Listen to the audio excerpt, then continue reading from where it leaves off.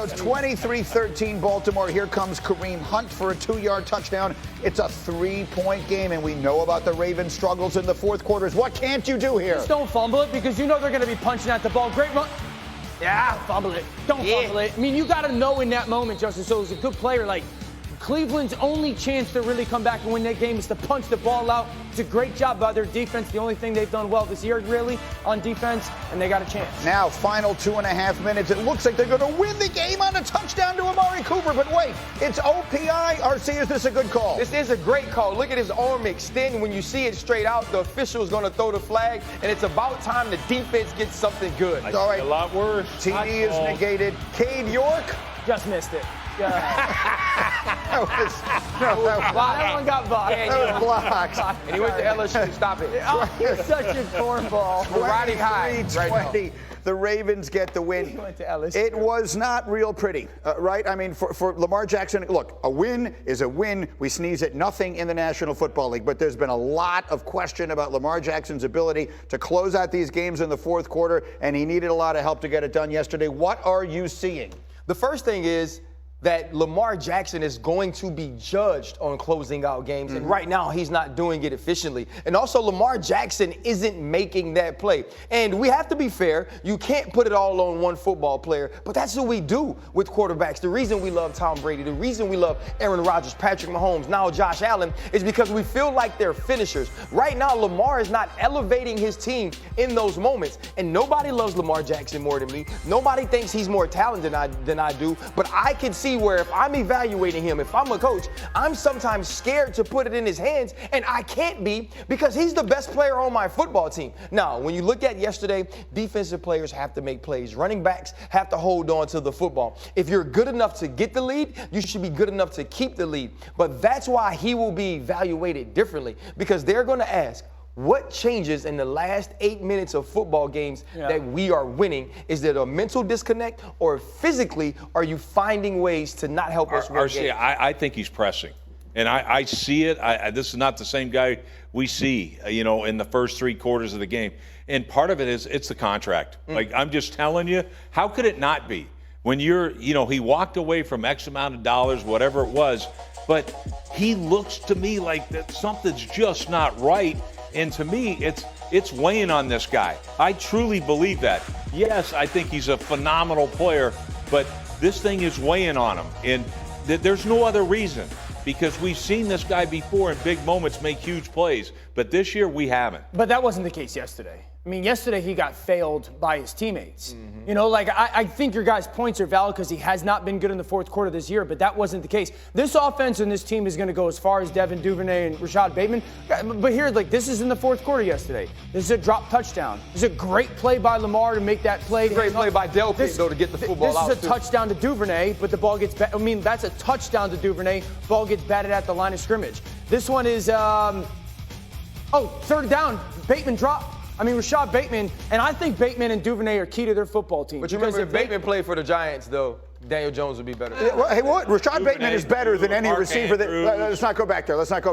We'll get to back to Daniel Jones later. The Ravens, yes or no? Do they look like a team? This is a team thinking championship thoughts, Super Bowl thoughts, crazy up and down early season. How good are they? They're very good. Do they consistently look like a champion? No.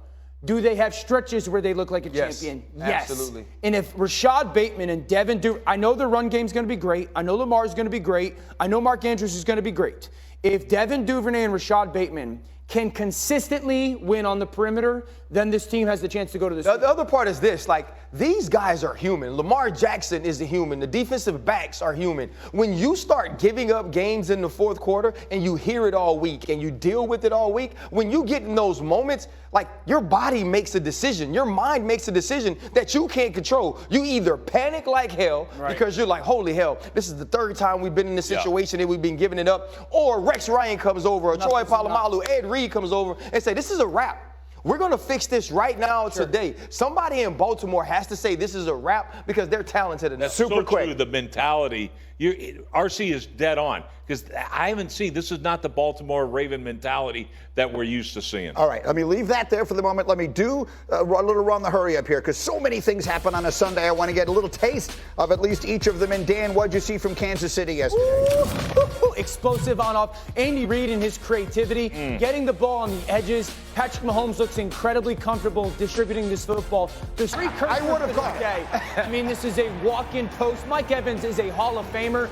Just doesn't come down with that throw, but it's an example of how the afternoon went for Tampa. Yeah, because from that point forward, it was all Carolina. 4th and 1. Brady, Fournette, Watt. This is after a 3rd and 1 stop. No one gets to the second level. There's multiple people there for Carolina to make that play. Now the other way, Chuba Hubbard. RC, where's the defense? This was the story of the day, whether they were overrunning the run or not getting to it. Yeah. They were gashed the entire day in the run game. 14-0 Carolina in the 4th quarter. Brady, Evans just short of a first down. They got to go for it on 4th down, and they do this time to Russell Gage. Yeah, just a little one-step slant to Russell Gage, outside in, good conversion. That was the highlight for the offense for Brady and the Bucs. 3rd and goal.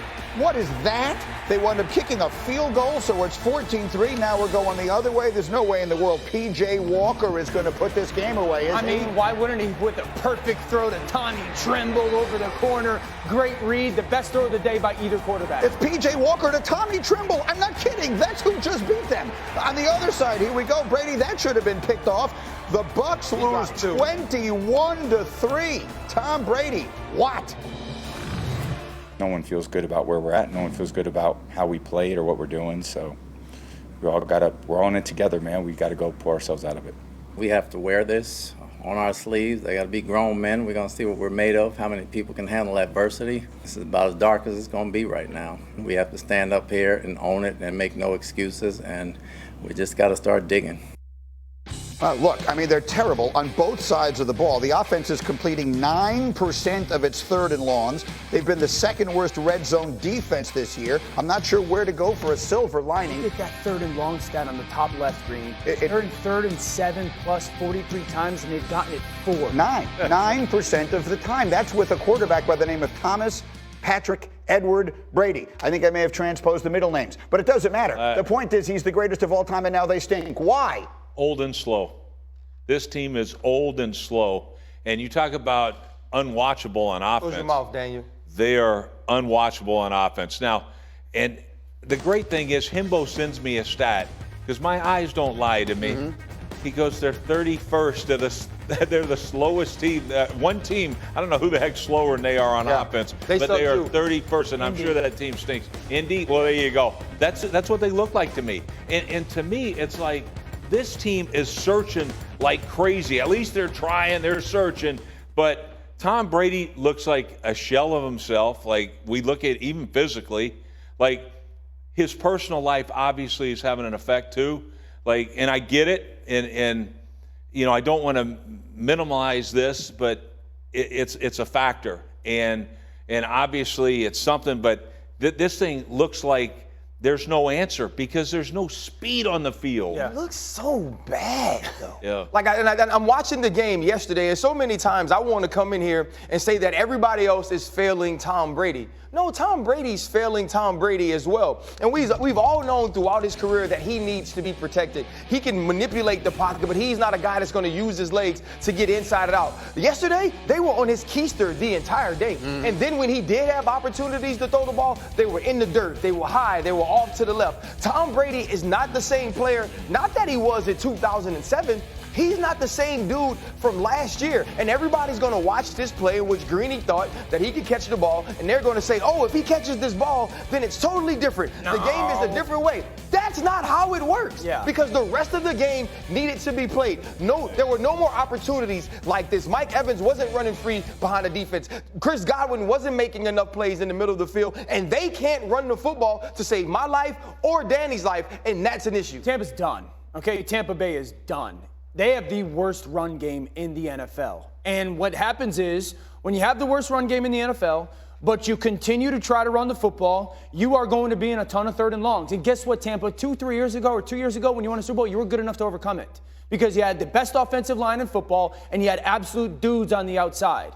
You don't anymore. So when you live in that 3rd and 7, 3rd and 8 world, your offensive line can't protect, no one's creating consistent separation, your quarterback can't find anybody open, and then you stink on offense. And your defense is as undisciplined as it's That's been the in years. problem. The reason that they're not done is because the Carolina Panthers are only 1 game out of first place in that division. That division is unimaginably bad. Atlanta gave up 900 yards of offense yesterday against Joe Burrow, and the Buccaneers. So they don't have a problem that Aaron Let me Rodgers ask you has. this, though, real quick. Go. What is one thing that you believe in about Tampa Bay right now? No, I mean nothing. I believe their division is terrible, so they might wind up getting in the playoffs at 8 and 9. It's not inconceivable. The big thing is this too. We're not asking questions based on what the world wants to see as success. We're asking questions based on what Tom Brady